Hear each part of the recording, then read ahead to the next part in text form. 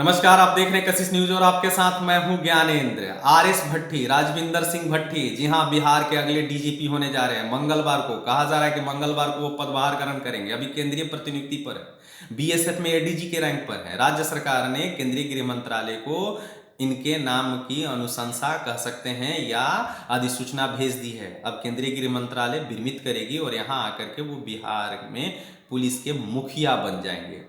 लेकिन इनका राजनेताओं के साथ कैसा पंगा रहा है, कई ऐसी कहानियां प्रसिद्ध हैं, कई ऐसी कहानियां जुड़ी हुई हैं इनके नाम से कि राजनेता भी इनसे थर थर कांपते हैं।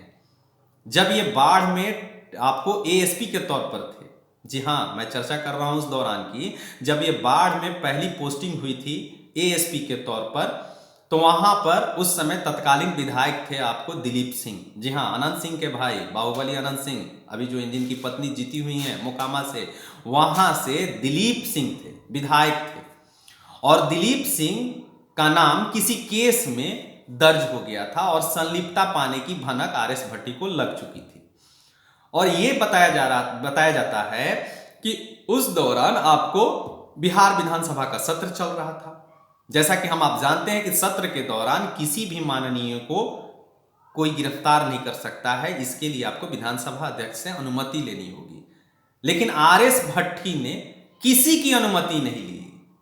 जब एएसपी थे, आप समझ सकते हैं, एएसपी का पद, और इनके ऊपर एसएसपी है, इनके ऊपर ग्रामीण एसपी है, लेकिन किसी की इन्होंने अनुमति नहीं ली। और दिलीप सिंह को पटना आकर के आपको, जो पटना में 5 बेली रोड पर उनका आवास था, यानी कि अभी जो नया म्यूजियम बना हुआ है वहां पर उनका आवास था, सत्र चल रहे थे और सुबह में आकर के उन्हें दिलीप सिंह को इन्होंने गिरफ्तार कर लिया।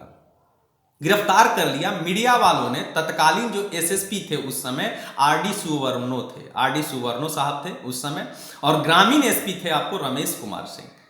इनसे पूछा कि क्या दिलीप कुमार सिंह को गिरफ्तार कर लिया गया, तो ये लोग भी अनभिज्ञ थे, ये लोग भी नहीं बता पा रहे थे। कहे कि ऐसा कैसे हो सकता, मैं पटना का एसएसपी हूं, मैं ग्रामीण एसपी हूं, मेरी अनुमति के बगैर भट्टी ऐसा कैसे कर सकता है।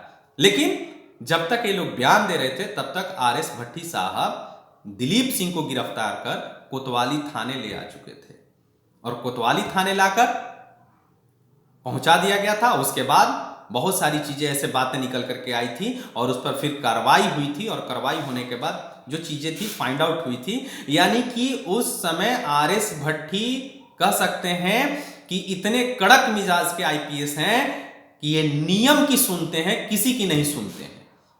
आप समझिए कि दिलीप सिंह विधायक थे, सत्र चल रहा था और नियम कहता है कि अगर सत्र चले और किसी भी माननीय पर किसी भी प्रकार का कोई आपराधिक मुकदमा हो या कोई भी चीज हो और पुलिस को गिरफ्तार करनी हो तो विधानसभा अध्यक्ष से अनुमति लेनी होती है।